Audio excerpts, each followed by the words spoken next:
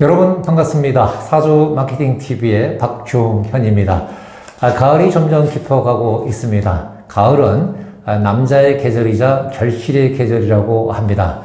그동안 수고했던 모든 내용들이 이번 가을을 맞이해서 좋은 성과와 결실로 이어지기를 기대하겠습니다. 이번 영상에서는 11월 맞이해서 어떤 분이 삶의 리스크를 좀 더 관리를 해야 될지 그런 각도에서 간략히 살펴보도록 하겠습니다. 네, 11월은 11월 7일이 입동입니다. 그리고 12월 7일이 대한이기 때문에 대한 전인 12월 6일까지를 우리는 11월이라고 얘기를 합니다.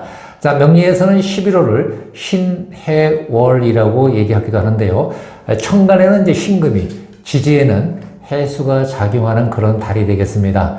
천간과 지지에서 금생수 관계가 성립이 되기 때문에 수의 기운이 강한 그런 달이 되겠는데, 우리가 보통 해자축, 이걸 우리 겨울로 얘기를 하니까 신해월부터는 본격적으로 초겨울로 진입을 한다, 이렇게 보시면 될 것 같습니다. 자, 이런 11월 맞이해서 어떤 분이 특히 조심해야 될지, 우리가 육식갑자 개념에서 봤을 때는 아무래도 을사일주가 다른 일주에 비해서 리스크가 크다고 볼 수가 있는데요.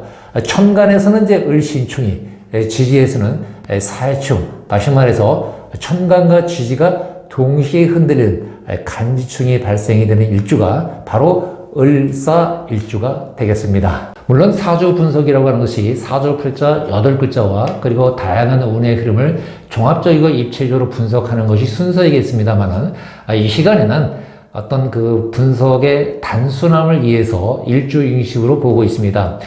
그렇다고 해서 을사일주가 삶의 리스크가 11월에 전부 다 크냐, 꼭 그렇게 얘기할 수는 없습니다. 좀 더 깊게 좀 들어가야 될 것 같은데요. 자, 을목 입장에서 그 신금이라고 하는 것은 우리는 보통 이제 평관의 기운이라고 얘기를 하는데, 평관이라고 하는 것은 간단히 얘기하면은 나를 치는 기운이다. 어디에서? 운의 흐름이니까 외부에서 나를 치는 기운이기 때문에 아무래도 이 뭔가 또 정신적으로 어떤 고통과 상처와 또 아픔을 주다 보니까 결코 우리가 좋은 운이라 볼 수는 없는 것이죠. 그런데 을사일주라 하더라도 사주 원국의 식상, 다시 말해서 식신정화가 있으면 이제 식신재살이 되겠죠.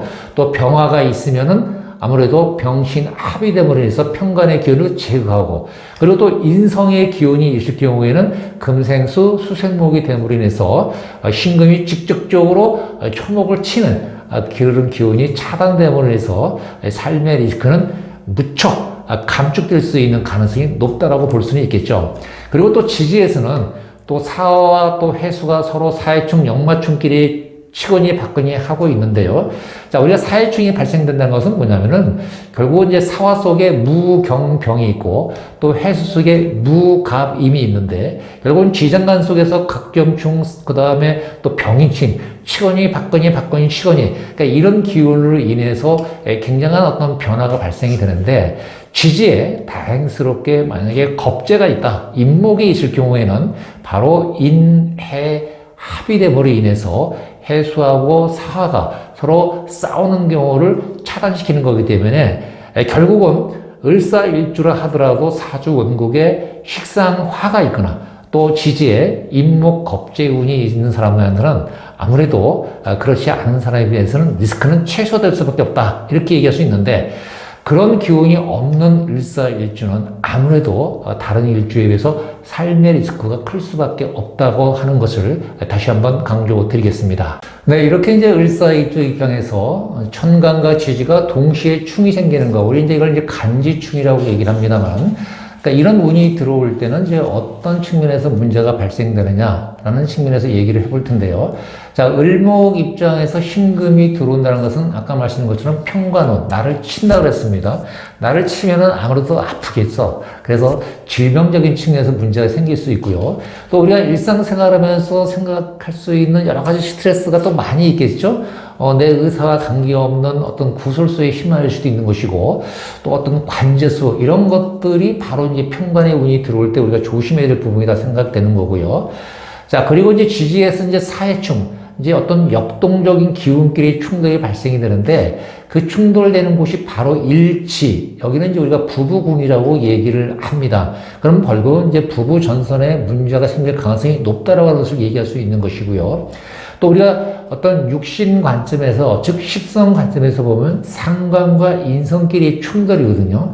상관, 즉 식상이라고 우리가 흔히 얘기하는 것은 여러 가지 의미가 있습니다만, 우리가 보통 하는 일, 여러분들이 뭐 직업을 가지고 조직생활 하시는 분들은 이제 그것이 되는 것이고, 또 사업을 하거나 자영업을 하시는 분들은 바로 그것이 이제 식상이라고 얘기를 한다면은 내가 하는 일에 이제 문제가 발생이 된다. 이렇게 볼 수 있는 것이고, 또 인성이라고 하는 것은 우리가 이제 문서라고 얘기할 수 있는 거죠. 문서는 굉장히 포괄적 의미이기 때문에 조직생활 하고 있는 사람도 문서와 관련되는 것이고, 또 우리가 또 학교에 다니거나 또 매매, 계약 등등 모든 문서가 다 연관되어 있는데, 이런 측면에서 우리가 에러가 발생될 수 있다, 이렇게 볼 수 있는 것이고요. 또 육친 측면에서 보면은 인성이라고 하는 것은 모친이다, 이렇게 얘기할 수 있는 때문에 어떤 부모님의 어떤 그 신상에 문제가 생길 가능성이 높다, 이렇게 우리가 분석이 가능하겠습니다.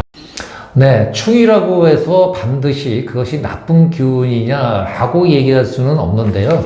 그런데 보통 우리가 이제 긍정적인 기운보다도 부정적 기운을 더 강하게 얘기한다, 이렇게 볼 수 있을 것 같아요.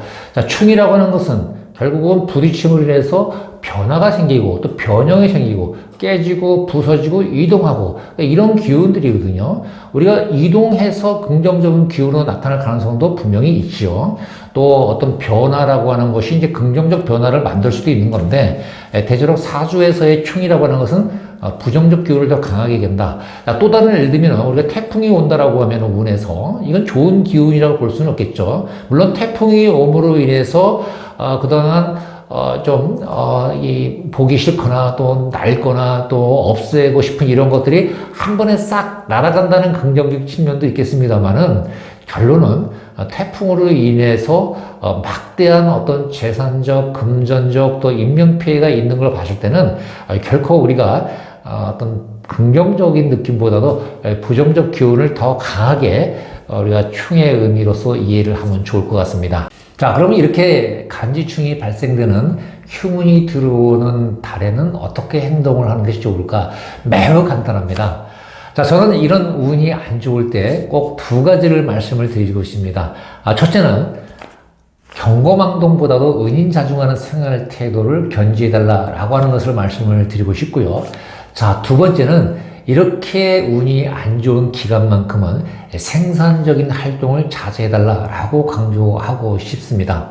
자, 생산적인 활동이라고 하는 것은 성과를 내기 위해서 조급하게 어떤 투자를 하거나 또는 적극적인 어떤 생산 활동을 하지 말아달라는 얘기인데요. 자, 예를 들어서 고기잡이 배가 태풍이 온다라고 하는 것을 모르고 배를 끌고 나갔을 경우에는 죽을 가능성이 높겠죠. 그러나 만약에 태풍이 온다라고 하는 것을 알면은 배를 끌고 나가지 않으면은 살 가능성이 100%라고 하는 것이죠.